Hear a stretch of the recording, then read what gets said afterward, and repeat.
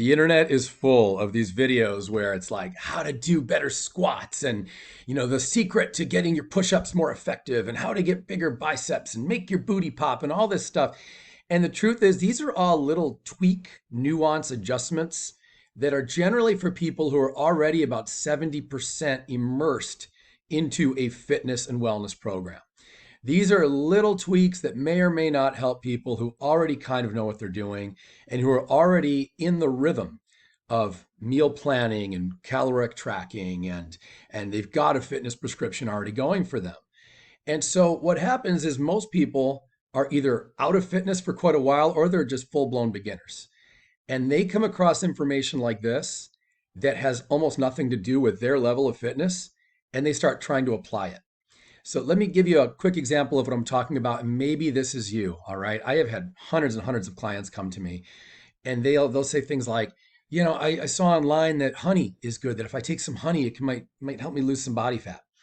Or they'll say, I heard online that I should be doing 5 sets of squats every single day, and that's really good.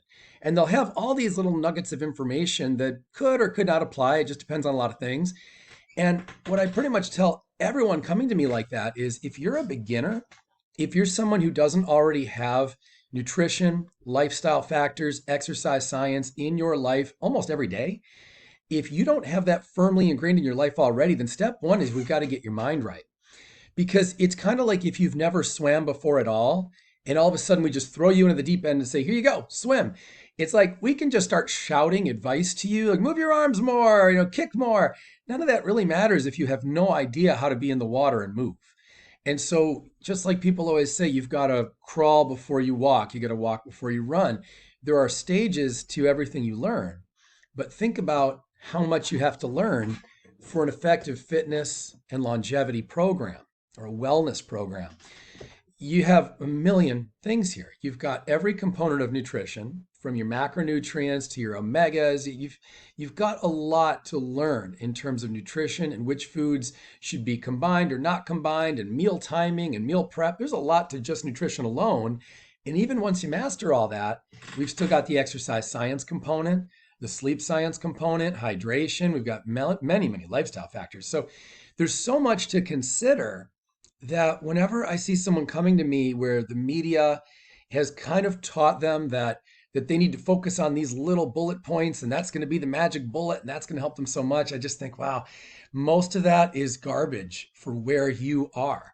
So if someone's really fit and they've been doing push-ups every other day for months and they really know their muscles well and they have that mind-body connection, that kinesthetic awareness, then great. A new article on how you can make your push-ups a little more effective might be good for them because they understand the musculature and they've done it a million times and they're keyed into the push-up. But for someone who isn't even really exercising regularly, all that stuff is not important. In fact, it's misleading because it steers your mind in the wrong place. And so the best advice that I have for you, for anyone who's new to fitness and wellness, or for anyone who's just been off track from fitness and wellness, or who maybe never really had a good clinical program in the first place, what I would tell you before you do anything, even before you really start engaging the science, which is very critical, first get your mind keyed into it. And here's what I mean by that. Think about your health and wellness, nutrition, exercise, lifestyle, sleep, hydration, everything. Think about it as being on the level of importance as paying your bills, okay, keeping a roof over your head. Think of these not as extra credit, as something maybe you do if you have time. Put these things on the level of brushing and flossing every night, right? And things like showering, and all the real the no compromise kind of items that make up your lifestyle. You've got to start at least thinking, whether you do this for weeks or months, you've got to plug into your head that exercise, lifestyle, health, wellness are not optional. If you're not building health, health is slipping away from you. If you're not building your muscles, you are losing your muscles. If you're not maintaining your blood sugars and your blood pressure and your heart health and all the other metrics that make up your physical health, if you're not taking steps towards those every week, they're slipping away slowly. It might be at microscopic levels, but believe me, they are slipping away slowly as you get older.